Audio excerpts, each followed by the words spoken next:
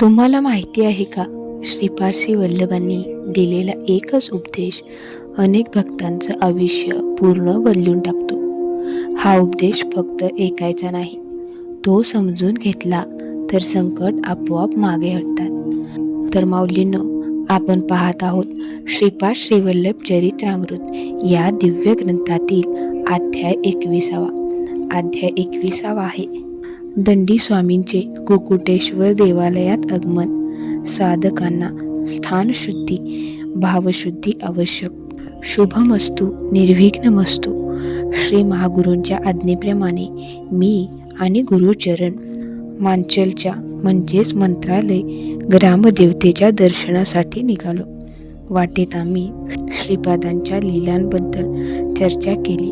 अध्यात्मविषयक अनेक गोष्टी मी गुरुचरणकडून समजावून घेतल्या. मी गुरुचरणला विचारले, हे महात्म्य, आपल्या महास्थानात वशिष्ठ ऋषींचा वंशज पुजारी होईल असे श्रीपादांनी सांगितले आहे. कोण असेल हा पुण्यात्मा आणि तो केव्हा येईल? त्यावर गुरुचरण म्हणाला, हे शंकर भट्टा, महासंस्थानाचा पुजारी होणारा, वेदांचा जाणकार, तसेच दीर्घकाल ध्यानधारणा आणि आराधना केलेला भक्त असेल. महासंस्थानाची रचना होत असताना करण्यात येणाऱ्या वेदमंत्राच्या घोषामुळे आणि पूजा विधानांमुळे आसपासचे सर्व वातावरण, वायुमंडळ शुद्ध आणि पवित्र होऊन दिव्य शक्तींनी भारून जाईल. त्यांची स्पंदने आणि दिशांना प्रसारित होईल. ही स्पंदने पवित्र आत्म्यांना प्रोत्साहित करतात. एखाद्या प्रदेशातील वायुमंडळ या स्पंदनाने भारित झाले तर त्या स्पंदनामुळे दूर असणाऱ्या पवित्र आणि शुद्ध आत्म्यावर परिणाम होऊन अशा प्रकारचे पवित्र जन तसेच महापुरुष त्या स्पंदनांच्या उत्पत्तीस्थानाकडे आकर्षित होतात. साधक नेहमी स्थलशुद्धी असलेल्या ठिकाणीच राहणे पसंत करतात, कारण अशुद्ध स्थळी साधनेला अडथळा येत असतो. म्हणूनच सर्व पवित्र जीव, साधक, महात्मे अशा शुद्ध वायुमंडळ असलेल्या ठिकाणी एकत्र येऊन एकमेकांच्या संगतीमध्ये राहतात. अशुद्ध विचारांच्या, दुराचरणी माणसांच्या सानिध्यामध्ये राहणारा पवित्र आत्मासुद्धा अपवित्र होतो. म्हणूनच दुराचरणी माणसाकडून द्रव्य, अन्न, वस्त्र किंवा इतर कोणतीही गोष्ट साधकाने किंवा इतर सत्शील माणसाने स्वीकारू नये. निष्पाप मनाच्या अल्पविद्यावंतांना आणि वेदशास्त्रे न जाणणाऱ्या अनेकांना श्रीपाद श्री वल्लभांचा अनुग्रह लाभलेला आहे. परंतु अपवित्र विचार आणि आचार असलेल्या महात्म्यांना, पंडितांचा गर्व असलेल्यांना सद्गुरूंचा आशीर्वाद कधीही मिळत नाही. मी व्यापारासाठी जगन्नाथपुरीला गेलो असताना दर्शनासाठी जगन्नाथाच्या मंदिरात गेलो होतो. त्यावेळी माझ्याबरोबर 3-4 श्रीपाद भक्त पण होते. आम्हाला प्रथम जगन्नाथाचे दर्शन तर झालेच, पण त्यानंतर काही क्षणासाठी त्याच मूर्तीमध्ये आम्हाला श्रीपादांचे सुद्धा दर्शन झाले आणि त्यानंतर पुन्हा जगन्नाथाची मूर्ती दिसू लागली. सर्व देवदेवतांच्या रूपात आपणच असतो हे श्रीपादांनी अशा रीतीने आम्हाला दाखवून दिले. दंडी स्वामींचे गर्भहरण. ज्या दिवशी आम्ही जगन्नाथपुरीला जगन्नाथ दर्शनासाठी गेलो होतो, त्याच दिवशी दंडी स्वामी नावाचे एक महात्मा आपल्या 108 शिष्यांसह तेथे आले होते. कोणीही महात्मा समोर आल्यानंतर नमस्कार न करणे बरे दिसत नाही, म्हणून आम्ही त्यांना नमस्कार केला. आम्हाला आशीर्वाद देताना त्यांनी हात उचलला, परंतु त्यांना एकही शब्द उच्चारता येईना. आम्ही त्यांची वाणी परत यावी यासाठी श्रीपाद श्री वल्लभांची प्रार्थना केली, तेव्हा त्यांची वाचा परत आली. हे सर्व पाहून त्यांच्या शिष्यांनी आम्ही कोण, कोठून आलो याची चौकशी केली. आम्ही श्रीपादांची भक्त आहे हे जेव्हा त्यांना समजले, तेव्हा त्या भक्तांनी दुरहंकाराचे यद्दातद्दा बोलायला सुरुवात केली. ते म्हणाले, श्रीपाद नावाचा कोणीतरी शूद्र मांत्रिक आणि त्याचे हे त्याच्यापेक्षाही शूद्र शिष्य आहेत. आपली शक्ती दाखवण्यासाठी आमच्या गुरुची वाचा बंद केली आणि ती पुन्हा परत आणली. आमचे गुरु महास्वामींनी पिटिकापूरला जाऊन त्यांचे बिंग फोडले होते. श्रीपादाला पराभूत करून विजय पताका फडकविली होती. त्यानंतर पिटिकापूरच्या जनतेने आमचे महागुरु सुब्बय्या स्वामी यांना ब्रह्मरथ देऊन त्यांचा सत्कार केला होता. त्यांचे हे अहंकारयुक्त बोलणे ऐकून आम्ही अवाक झालो. आम्ही कोणत्याही प्रकारे त्यांचा विरोध न करता शांतपणे तेथून निघून आलो. आपल्या भक्तांवर आलेल्या सर्व संकटांचे निवारण श्रीपाद करतात हे आम्हाला माहीत होते. आपल्या आश्रित भक्तांवर संकट यायला देऊन नंतर नाट्यपूर्णरित्या त्यातून त्यांची सही सलामत सुटका करणे ही श्रीपादांची नेहमीचीच लीला आहे. काही दिवसानंतर दंडी स्वामी पिटिकापूरला आले. अदृश्यवशात त्यावेळी मी सुद्धा तेथेच होतो. श्री बापनाचार्य, अप्पलराज शर्मा, श्रीपाद आणि त्यांच्याशी चांगले संबंध असलेल्यांचा द्वेष करणे सुद्धा पिटिकापूरमध्ये कमी नव्हते. अशा लोकांना एकत्र करून त्यांच्यासमोर आपली बडाई सांगताना दंडी स्वामी म्हणाले, तेथील स्वयंभू दत्ताचा महिमा अपार आहे. त्या स्वयंभू दत्ताचाच अवतार आपण आहोत असे सांगणाऱ्या श्रीपादाचा गर्वभंग करण्यासाठी साधन म्हणून माझा उपयोग करण्याचे स्वयंभू दत्तांनी ठरवून मला इथे बोलावले आहे. आता यापुढे पिटिकापूरमध्ये चांगले दिवस येतील. तुम्ही निश्चिंत राहा. विभूती, हळद, कुंकू इत्यादी द्रव्ये आपल्या संकल्पसिद्धीने उत्पन्न करून त्यांनी भक्तांना वाटले. पिटिकापूरच्या ब्राह्मणांनी वेदमंत्राच्या घोषात मिरवणूक काढून स्वागताने त्यांना गावातील कुक्कुटेश्वर मंदिरात आणले. मीच दत्तात्रेय आहे असे सांगणाऱ्या श्रीपादांनी आपली चूक कबूल करून दंडी स्वामी समोर शरणागती पत्करावी. बापनाचार्यांनी स्वतः दंडी स्वामींकडे येऊन माफी मागावी आणि अप्पलराज शर्मांनी आपल्याकडील परंपरागत पूजापाठामध्ये असलेली कालाग्नी शमन दत्तमूर्ती दंडी स्वामी यांच्याकडे सोपवून त्यांनी सांगितलेली शिक्षा भोगण्यास सिद्ध व्हावे अशी दवंडी गावभर पिठवण्यात आली. व्यंकटप्पा श्रेष्ठींच्या घरी आर्यवैश्य परिषदेची सभा घेण्यात आली. कोणत्याही परिस्थितीत श्रीपाद, अप्पलराज शर्मा आणि बापनाचार्य यांनी दंडीस्वामी समोर मान झुकवू नये, अशा अकृत्याला मान्यता देऊ नये असे ठरविण्यात आले. नरसिंह वर्मांच्या अध्यक्षतेमध्ये क्षत्रिय महासभा घेण्यात येऊन तेथेही अशाच प्रकारचा ठराव संमत करण्यात आला. श्रीपाद आपल्या मातेच्या घरी औदुंबर वृक्षाच्या छायेत विश्रांती घेत आहेत. दिव्यकांतीने त्यांचे शरीर वेढले होते. त्यांचा चेहरा पाहून व्यंकटप्पा श्रेष्ठींच्या डोळ्यातून दुःखाने अश्रू ओघळू लागले. नरसिंह वर्मा, श्रेष्ठी, बापनाचार्य सगळेच मौनपणे त्यांच्याजवळ बसले होते.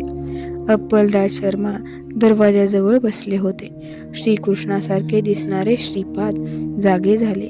आपल्याला फार भूक लागली आहे आणि दहीभात खायला द्या असे त्यांनी सांगितले.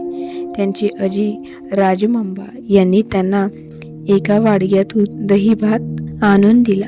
श्रीपादांनी तो दहीभात आतुरतेने खायला सुरुवात केली. त्यांनी आपल्या आजोबांना वेदातील मंत्र म्हणायला सांगितले.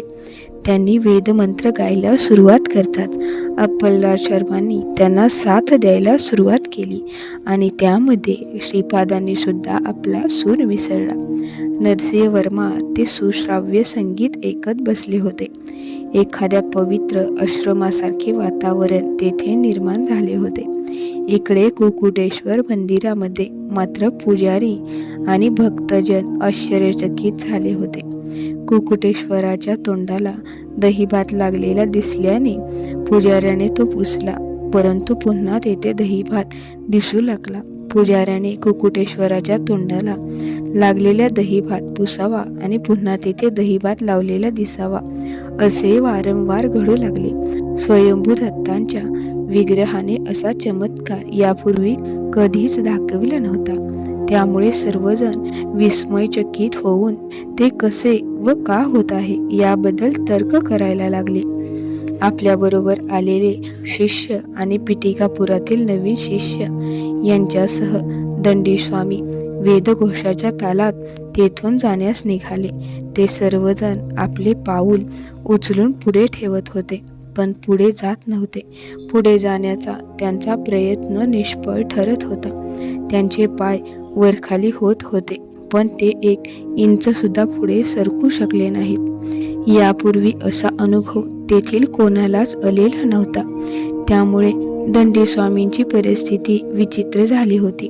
त्यातच त्यांच्या हातातील ब्रह्मदंडाचे 2 तुकडे झाले. त्याचबरोबर दंडीस्वामी सुद्धा जमिनीवर कोसळून पडले. आपटले गेल्यामुळे त्यांना इतक्या तीव्र वेदना झाल्या की आपल्या पाठीचा कणाच मोडला आहे की काय असे त्यांना वाटले. ही सर्व घटना पाहून दंडीस्वामीचे शिष्य घाबरले. पिटिकापुरातील त्यांच्या शिष्यांना वाटू लागले की श्रीपाद यांच्यापेक्षा कितीतरी जास्त शक्तिमान असल्यामुळे त्यांनीच रागाने दंडीस्वामींना शिक्षा केली असावी. आपण उगाच दंडीस्वामींच्या नादी लागलो असा विचार करून बरेच जण आता येथून सुटका करून घेऊन बाहेर कसे पडावे याचा विचार करू लागले, परंतु त्यांना मार्ग सुचत नव्हता. माऊली हो, आता आपण पाहूयात श्रीपादांचा दंडीस्वामींना उपदेश. पिटिकापुरात अबन्ना नावाचा एक गारुडी राहत होता. सर्पांना पाळून त्याचे खेळ दाखवून तो आपली उपजीविका करीत असे. त्या दिवशी तो पुंगी वाजवत पापनाचार्याच्या घरासमोर आला. श्रीपादांनी आजोबांना वेदघोष थांबवायला सांगितले. अबन्नाला बोलावून घेतले आणि पोटभर खायला दिले. त्यानंतर त्यांनी त्याला म्हटले, अरे अबन्ना, आता तू 1 तांब्याभर पाणी घेऊन कुकुटेश्वर मंदिरात जा आणि तेथील सर्वांना ऐकू जाण्यासारख्या आवाजात पुढील विषय सांग. मी श्रीपाद श्री वल्लभांच्या रूपामध्ये प्रत्यक्ष दत्तगुरूंचा अवतार असताना निष्कारण तुम्ही माझी चिंता करीत आहात. असे जे पापी निंदक देवालयात आहेत त्यांना मृत्यूनंतर पिशाच्य योनीत जन्माला घालावे असा चित्रगुप्ताने आपल्या वहीत लिहिलेले होते. या सर्वांची दया असल्यामुळे मी चित्रगुप्ताला सांगितले की या सर्वांच्या पापाचा नाश करण्याची जबाबदारी मी घेतो. तेव्हा त्यांना पुढच्या जन्मी मिळणारा पिशाच्य योनीतील जन्म रद्द करून मानव जन्मच द्यावा.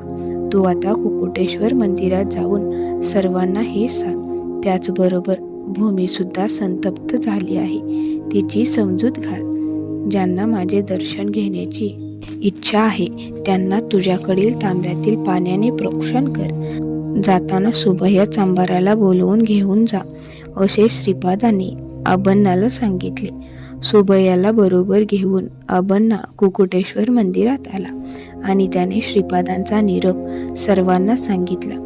दंडीस्वामीसह तेथे असलेले सर्वजणच श्रीपादांकडे यायला तयार झाले, कारण श्रीपाद आता काय करतात हे पाहायची इच्छा सर्वांनाच होती. सर्वांना बरोबर घेऊन अबन्ना आणि सुभया बापनाचार्याच्या घरी आले. दंडीस्वामीला पाहताच श्रीपादांच्या रागाचा पारा एकदम चढला. श्रीपाद म्हणाले, अरे दंडीस्वामी, तुला किती गर्व झाला आहे. ज्या दत्ताची तू आराधना करतोस तो दत्तच माझ्या रूपात इथे प्रत्यक्ष असताना तुझ्या गर्वामुळे ओळखू शकत नाहीस. असा तू परममूर्ख आहेस. अलीकडेच तुझे शिष्य झालेले पिटिकापुरातील हे लोकसुद्धा तुझ्यासारखेच मूर्ख आहेत. मला हरवून स्वतःच्या नावाचा डंका पिटवून घेण्याचे विचार तू विसरून जा. तू माझे काडी इतकेही नुकसान करू शकत नाहीस. समस्त सृष्टीचे नियंत्रण करणाऱ्या माझ्यासमोर तुझी ताकद काहीच नाही. तुझे सामर्थ्य माझ्यासमोर कसपटासमान आहे. देवाची निंदा करणारा तू आणि तुझे शिष्य महापापामध्ये बुडालेले आहेत. तुम्हा सर्वांना काही वर्षांसाठी पिशाच्य योनीमध्ये काळ कंठायला लावण्याचा निर्णय चित्रगुप्ताने घेतला होता, परंतु मला तुमची दया आली म्हणून मी तुमची ती शिक्षा रद्द करायला लावली. मानव जन्म मिळाला तरी तो कष्टदायक ठरेल असा निर्णय घेण्यात आला होता, परंतु मी ती शिक्षासुद्धा अतिशय सौम्य केली आहे. माझा हा अवतार अतिशय शांत आणि सौम्य आहे, परंतु कोणी माझी अवहेलना करायला लागेल तर मग मात्र मी महाअग्नीसारखा दाहक होतो. जगन्माया आणि मी एकरूप असताना माझ्या उपस्थितीत मोक्षाचा कशाला विचार करता? मोहाचा नाश करणे म्हणजेच मोक्ष. कोणत्याही जीवाला सच्चिदानंद स्वरूपाची अनुभूती घ्यायची असेल तर आणि त्याची तशी योग्यता असेल तर मी त्याच्यावर अनुग्रह करून त्याला ती अनुभूती देतो. दिव्यानंदामध्ये लीन होऊन मायेच्या पलीकडील सुख स्वरूपात राहण्याची इच्छा असेल तर ती सुद्धा मी पूर्ण करतो. माझ्या परमभक्तांना सगुण, निर्गुण, साकार, निराकार, मायाबंधन आणि मोक्ष यामध्ये वेगळेपण आहे असा विचार सुद्धा करण्याची जरुरी नाही. प्रतिक्षण अनेक लोकांनी सूर्यमालांची उत्पत्ती आणि नाश होत असतो. जीवाची उन्नती होण्याला किंवा आनंद स्वरूप प्राप्त करून घेण्याला कोणतीही मर्यादा, सीमा किंवा बंधन नाही. मृत्यूनंतर सर्व जीव माझ्यामध्ये समाविष्ट होतात, माझ्या अधीन होतात. त्यातील कोणाला किती काळ, कोणत्या परिस्थितीत आणि कोठे ठेवायचे हे सर्व माझ्या इच्छेवर अवलंबून असते. ही सर्व सृष्टी म्हणजे एक नाटक आहे आणि या नाटकाचा सूत्रधार मीच असून सध्या तुमच्यासमोर श्रीपाद श्रीवल्लभ स्वरूपात, मानव रूपात आहे. फक्त सगुण साकार स्वरूपात तुमच्यासमोर असतानाच नव्हे तर मी निर्गुण निराकार स्वरूपात तुम्हाला अगोचर असताना सुद्धा तुमच्यावर सतत माझे लक्ष असते. याची जाणीव तुम्हाला करून देण्यासाठीच मी माझी उन्नत परमात्मरूप अवस्था सोडून मानव रूपात तुमच्यासमोर आलो आहे. महायोगींची योगशक्ती तसेच महापुरुषांचे पुण्य हे जनतेच्या कल्याणासाठी उपयोगात आणले जाते. आपल्यापेक्षा कमी आध्यात्मिक बल असलेल्या आणि खालच्या पायरीवर असलेल्या निसहाय्य पीडित जीवांना मदत करणे हे तुमचे कर्तव्य आहे. धर्ममार्ग, कर्ममार्ग, योगमार्ग, भक्तिमार्ग, ज्ञानमार्ग याची माहिती देऊन सर्वांना उन्नत पदाकडे जाण्यास मदत करण्यासाठीच मी अवतार घेतला आहे. सर्व सत्याचा मूलाधार असलेले एकमेव अंतिम सत्य मीच आहे. सर्व धर्माचे मूळ, सर्व कारणांचे मूळ कारण मीच आहे. माझ्या संकल्पाशिवाय, इच्छेशिवाय या सृष्टीमध्ये काहीच होत नाही. मी नसेन तर सृष्टीच नसेल. मी असल्यामुळेच तू आहेस असे श्रीपादांनी दंडीस्वामीला खडसावले. सर्व शिष्यांचा त्याग करून तू एकटाच हिमालयात जाऊन तपश्चर्या कर. जर तुझ्याबरोबर शिष्य घेतलेस तर अशा प्रकारची खोटी स्तुती करणाऱ्यांमुळे तुझी घमेंड पुन्हा वाढेल आणि तुझ्या उन्नतीमध्ये मोठे अडथळे येतील. तुला मोक्ष मिळाला किंवा मिळाला नाही, तुझा उद्धार झाला किंवा झाला नाही, या गोष्टीमुळे सृष्टीला किंवा मला काहीच फायदा किंवा नुकसान होणार नाही. सृष्टी आपल्या क्रमाने चालतच राहील हे समजून घे. तू जर तुझ्या शिष्यांबरोबर राहिलास तर उंटाच्या लग्नात गाढवांच्या गायनाचा कार्यक्रम केल्याप्रमाणे होईल. उंट किती देखणं आहे अशी स्तुती त्यांनी करावी आणि तुमचे गायन किती सुमधुर आहे अशी तू त्यांची स्तुती करावी. यामध्येच कालहरण होऊन तुला पुन्हा गर्व होऊन आणि तुझी उन्नती न होता अधोगती होईल असे श्रीपाद म्हणाले. वसिष्ठ आणि अरुंधतीची कथा. वसिष्ठ ऋषींची पत्नी अरुंधती हिला महापतिव्रतेचा दर्जा दिलेला आहे. परंतु मी असे ऐकले आहे की तिचा जन्म चांडाळ कुळामध्ये झाला होता. चांडाळ कुळात जन्म होऊन सुद्धा तिला वसिष्ठांनी पत्नी म्हणून का स्वीकारले आणि तिला महापतिव्रतेचे स्थान कसे मिळाले याबद्दल माहिती देऊन मला उपकृत करावे अशी विनंती मी शंकर भट्ट गुरुचरणाला केली. त्यावर गुरुचरणाने ती कथा सांगायला सुरुवात केली. वसिष्ठांनी 1000 वर्षे तप केले होते. तेव्हा अक्षमूल नावाच्या एका चांडाळ कन्येने त्यांची सर्वतोपरी सेवा केली. तिच्या त्या सेवेमुळे प्रसन्न होऊन वसिष्ठांनी तिला वर मागण्यास सांगितले. त्यावेळी आपल्याशी विवाह करून आपली पत्नी करून घ्यावी अशी मागणी अक्षमूलने केली. आपण ब्राह्मण असून जर तुझ्याशी विवाह केला तर आपल्याला दोष लागेल असे तिला वसिष्ठांनी सांगितले. यावर अक्षमूल म्हणाली की तुम्ही मला वर मागण्यास सांगितले, म्हणूनच मी तुमच्याकडे ही मागणी केली. मी मागितलेला वर देणे जर शक्य नसेल तर ही गोष्ट इथेच विसरून जा.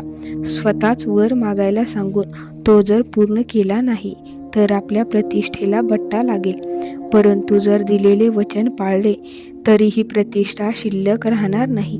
या प्रकारामुळे इकडे आड तिकडे विहीर अशी वसिष्ठांची परिस्थिती झाली. काय करावे ते त्यांना सुचेना.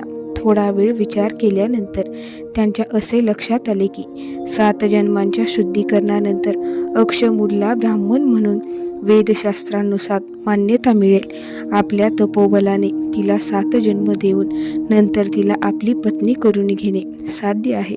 असा विचार करून वसिष्ठांनी तिला सांगितले की सुरुवातीला काही दिवस माझ्याकडून होणारा सर्व त्रास सहन करण्यास तयार असशील तर तुला मी त्यानंतर माझी पत्नी म्हणून स्वीकारेल. याला तुझी संमती असेल तर हो म्हण. मागचा पुढचा कसलाही विचार न करता अक्षमूलने लगेच या गोष्टीला मान्यता दिली. वसिष्ठांनी तिला आपल्या तपोबलाने मृत्यू देऊन पुन्हा जिवंत केले. 7 वेळा ही क्रिया पार पाडल्यानंतर वसिष्ठांनी तिचा पत्नी म्हणून स्वीकार केला. वसिष्ठांच्या या कृतीला तिने कोणताही अडथळा रोधक न आणल्यामुळेच अरुंधती म्हणजेच अडथळा न आणणारी किंवा रोखून न धरणारी या अर्थाचे अरुंधती हे नाव तिला मिळाले आणि ती महापतिव्रतांच्या श्रेणीमध्ये गणली जाऊ लागली. ही कथा जेव्हा श्रीपादांनी सांगितली तेव्हा वशिष्ठ कुळात जन्मलेले नरसिंह वर्मा सुद्धा उपस्थित होते. शूद्र कुळात जन्मलेल्यांना सुद्धा 7 जन्मानंतर त्यांची मनोवृत्ती बदललेली असेल तर उपनयन संस्कार करून ब्राह्मण जातीत सामावून घेता येते. 4ही वर्णाच्या लोकांनी आपापल्या रूढीप्रमाणे आचरण केले तर ते सर्वांच्याच हिताचे असते. कारण एखादा समाज निर्माण झाला म्हणजेच गावाची लोकवस्ती वाढली तर त्यानंतर विविध प्रकारची कामे करणाऱ्यांची जरुरी भासते आणि ती चतुर्वर्णामुळे भागविली जाते. एखाद्या ब्राह्मणाने आपली कर्तव्य करणे सोडून देऊन तो जर शूद्र कर्मे करू लागला तर त्याच्या कर्माच्या क्षुद्रतेच्या प्रमाणात त्याला खालच्या वर्णामध्ये पुढील जन्म मिळतो. त्याचप्रमाणे शूद्राने सुद्धा पवित्र आचरण ठेवले तर त्याला क्रमाने वरच्या वर्णामध्ये जन्म मिळतो आणि संपूर्ण शुद्ध आचरण असेल तर त्याला ब्राह्मणाचा जन्म मिळू शकतो. खालच्या वर्णातून वरच्या वर्णातील जन्म मिळण्यासाठी किंवा ब्राह्मणाचा जन्म मिळण्यासाठी अनेक जन्मांचे शुद्धाचरण किंवा पुण्यसंचय जरुरीचा असतो. परंतु ज्याच्यावर दत्तगुरूंची कृपा असेल त्यांना लगेचच्या पुढच्या जन्मी उच्च कुळाचा जन्म मिळतो. आपला भक्त कोणत्याही कुळात जन्मला असला कुठेही असला तरी त्याच्या सुखमय जीवनासाठी जरुरीचे असलेले आरोग्य आणि संपत्ती दत्तगुरू स्वतःच उपलब्ध करून देतात. जन्मजन्मांतरीची कर्मबंधने नष्ट करून त्याला उन्नत स्थिती प्राप्त करून देतात असे गुरुचरणाने आम्हाला सांगितले. दत्तभक्तांना श्रीपादांचे अभय. श्रीपादांचे महिमावर्णन एकमेकांना सांगत आम्ही मांचल गावातील ग्रामदेवतेच्या मंदिरात पोहोचलो. प्रत्यक्ष प्रकट होऊन ग्रामदेवतेने आमचे स्वागत केले आणि आम्हाला स्वहस्ते प्रसाद भरविला. तिने सांगितले की प्रल्हादाला उपदेश करणारे दत्तात्रेयच आता श्रीपाद श्री वल्लभांच्या रूपात प्रकटले आहेत. त्यांचा संकल्प अनुल्लंघनीय असतो. येत्या शतकामध्ये प्रल्हाद गुरु सार्वभौम होऊन या गावात अवतरणार आहेत आणि त्यांच्या महिम्यामुळे या गावाला मंत्रालय हे नाव मिळणार आहे. ही गोष्ट स्वतः श्रीपादांनीच मला सांगितली आहे. आम्ही तेथून निघणार इतक्यात तेथे आणखी एक भक्त आला. देवीने त्याला प्रसाद म्हणून पुष्पमाला दिली आणि आशीर्वाद दिला. देवीने त्याला कुरवपूरला जायला सांगितले. मंदिरातून बाहेर पडल्यानंतर आम्ही त्या भक्ताची चौकशी केली तेव्हा त्याने सांगितले की त्याचे गाव कृष्णदास असून तो आता कुरवपूरला जाणार आहे. यावर गुरुचरण त्याला म्हणाले की आम्ही दोघे सुद्धा कुरवपूरला जात आहे, त्यामुळे तिघेही एकत्रच जाऊया. या गोष्टीला त्याने होकार दिला आणि आम्ही तिघेजण कुरवपूरला निघालो. कृष्णदास म्हणाला की सर्व दत्तभक्तांचे कुल एकच समजले जाते, त्यामुळे तुम्ही मला आपलेच वाटता. तुमच्याबरोबर यायला मला आनंद वाटत आहे. सर्व दत्तभक्त एकाच कुलाचे समजले जात असल्यामुळे एखाद्या चांडाळाने जरी दत्तप्रसाद दिला तर तो आदरपूर्वक स्वीकारावा असे म्हणतात. कृष्णदासाचे हे बोलणे ऐकून तो आमच्याबरोबर येत आहे याबद्दल आम्हाला सुद्धा बरे वाटले. षोडश कलापूर्ण श्रीपाद. चालता चालता आमचे बोलणे सुरू असताना विष्णुदास मला शंकर भट्ट म्हणाला. वस्ता शंकर भट्टा एखाद्या वस्तूचे असंख्य तुकडे करून त्याचे चूर्ण केले तरी शेवटी अणू मिळतात. मूळ वस्तूची तुलना केली तर त्यातील कोणताही अणू हा इतक्या पटीने लहान असतो की त्याला आपण शून्य म्हणू शकता. त्या अनंत शून्यापासूनच तो पदार्थ बनलेला असतो. अतिशय लहान आकार धारण करणाऱ्या कला अनिमा सिद्धी म्हणतात आणि महाप्रचंड आकार धारण करणाऱ्याला गरिमा सिद्धी म्हणतात. या सिद्धी महाबली हनुमंताला प्राप्त होत्या. अशा प्रकारच्या एकूण 16 सिद्धी आहेत आणि त्या सर्व श्रीपादांना वश आहेत. पंचमहाभूतात्मक सृष्टी ही विष्णू स्वरूप मानली जाते. ईश्वर म्हणजेच शंकरासाठी मूल प्रकृतीने पार्वतीचे रूप घेतले. हे पार्वतीचे स्वरूप राक्षसांनी युद्ध करून त्यांना जिंकणाऱ्या दुर्गेचे स्वरूप, क्रोधाने संतप्त झालेल्या कालीमातेचे स्वरूप किंवा दक्षाच्या यज्ञाचा विध्वंस करणाऱ्या वीरभद्राचे स्वरूप ही सर्व दत्तगुरूंमध्येच सामावलेली आहेत. ब्रह्मा विष्णू महेश यांचे त्रिमूर्ती स्वरूप असल्यामुळे ते षोडश कलापूर्ण आहेत. श्रीपाद अवतार हे सवितृकाठक यज्ञाचे फळ, सर्वांच्या बुद्धीला प्रेरणा चालना देणारी आणि सूर्यमंडळाच्या मध्यभागी प्रकाशणारी सविता किंवा सूर्य म्हणजेच गायत्री. त्रेतायुगामध्ये भारद्वाज ऋषींनी सवितृकाठक यज्ञ केला. त्यावेळी श्री दत्तगुरूंनी भारद्वाज ऋषींना वचन दिले की आपण या पुण्यभूमीमध्ये म्हणजेच पिटिकापूरमध्ये श्रीपाद श्री वल्लभ नावाने जन्म घेईन. त्या अवतारामध्ये मी शक्ती स्वरूप, शाक्त स्वरूप, अर्धनारीश्वर होऊन जीवांच्या बुद्धीला प्रेरित करून त्यांना धर्ममार्गावर चालण्यासाठी प्रवृत्त करण्याच्या हेतूने मी हा महाअवतार घेणार आहे असे दत्तगुरूंनी सांगितले होते. दो चौपाती देव लक्ष्मी असा घोष करून त्यांनी त्यांच्या बोलण्याला एक वेगळाच अर्थ दिला. तो अर्थ आणि त्याचे नियम त्यांनी स्वतः निर्माण केलेले असल्यामुळे ते फक्त त्यांनाच माहीत होते. कित्येक वेळा त्यांच्या बोलण्याचा आणि कृतीचा अर्थ त्यांनी सांगितला तरच इतरांना समजतो, अन्यथा नाही. श्रीपादांशी संबंधित अनेक गोष्टींची माहिती आम्हाला कृष्णदासाने दिली. कृष्णदासाने श्रीपादांच्या लीला सांगायला पुन्हा सुरुवात केली. सर्व ब्रह्मांड हे श्रीपादांच्या मध्येच समाविष्ट असल्यामुळे त्यांना त्यामधील प्रत्येक गोष्टीचे ज्ञान असते. एकदा नरसिंह वर्मा श्रीपादांना घेऊन आपल्या शेतामध्ये गेले होते. विश्रांती घेण्यासाठी नरसिंह वर्मा एका ठिकाणी गवतावर आडवे झाले आणि त्यांना तिथे झोप लागली. बाजूलाच श्रीपाद बसले होते. अचानक तिथे पुष्कळ नागसाप आले. श्रीपादांनी त्यांचे डोके धडावेगळे करायला सुरुवात केली. सापांची डोकी आणि धडे यांचा तेथे एक मोठा ढिगच तयार झाला. साप येणे बंद झाल्यानंतर तेथे भयंकर मोठ्या आकाराच्या मुंग्या यायला सुरुवात झाली. आजपर्यंत इतक्या मोठ्या आकाराच्या मुंग्या कोणीच पाहिल्या नव्हत्या. नरसिंह वर्मांना त्या मुंग्या चावतील म्हणून श्रीपादांनी त्यांना सुद्धा मारून टाकले. काही वेळाने वर्मा जागे झाले. डोळे उघडताच त्यांना त्या मेलेल्या मुंग्या दिसला. ते दृश्य पाहून त्यांना दुःख वाटले. तेव्हा हसत हसत श्रीपाद त्यांना म्हणाले, राजाने त्याच्या सेवकांचे रक्षण केलेच पाहिजे, ते त्यांचे कर्तव्यच आहे. या विचित्र मुंग्यांचा एक तसाच विचित्र राजा आहे. तो आपल्या सेवकांसाठी लवकरच इथे येईल. तेवढ्या तेजाने प्रकाशित होत असलेली आणि मृत मुंग्यांपेक्षाही मोठ्या आकाराची एक शुभ्र मुंगी तिथे आली. त्या मुंगीने त्या मृत मुंग्यांच्या भोवती प्रदक्षिणा घातली. तेव्हा त्या सर्व मुंग्या जिवंत झाल्या आणि तेथून निघून गेल्या. श्रीपाद नरसिंह वर्मांना म्हणाले, मुंग्याच्या या राजाला संजीवनी शक्ती वश आहे. त्या शक्तीने त्याने आपल्या आप्तांना जिवंत केले. अशाच प्रकारच्या अनेक नवलपूर्ण गोष्टी या सृष्टीमध्ये आहेत. तुमची इच्छा असेल तर मी क्षणाक्षणाला एक वेगळीच नवल तुम्हाला दाखवू शकतो. त्यानंतर वर्माची दृष्टी त्या सापांच्या कलेवरांकडे गेली आणि ते पाहून त्यांना नवल वाटले. पण ही सर्व श्रीपादांची स्कीमय आहे हे ओळखून ते शांत राहिले. श्रीपादांनी त्या ढिगातून एका सापाचे मुंडके आणि धड उचलून ते एकमेकांना जोडले आणि त्यावरून प्रेमाने कुरवाळून हात फिरविला. श्रीपादांचा दिव्य हस्त त्यावरून फिरवल्याबरोबर तो सर्प जिवंत झाला आणि श्रीपादांना प्रदक्षिणा घालून निघून गेला. अशा प्रकारे सर्व सर्प जिवंत होऊन श्रीपादांना प्रदक्षिणा घालून निघून गेले. ते नागसाप तेथे कोठून, कसे आणि का आले आणि श्रीपादांनी त्यांना मारून पुन्हा जिवंत का केले हे कोणाला कसे समजणार, याबद्दल नरसिंहवर्मांनी जेव्हा श्रीपादांना विचारले तेव्हा त्यांनी सांगितले की राहू ग्रहाचा प्रभाव जास्त झाला तर सर्व कामांमध्ये विघ्न येते. यालाच कालसर्पयोग असे म्हणतात.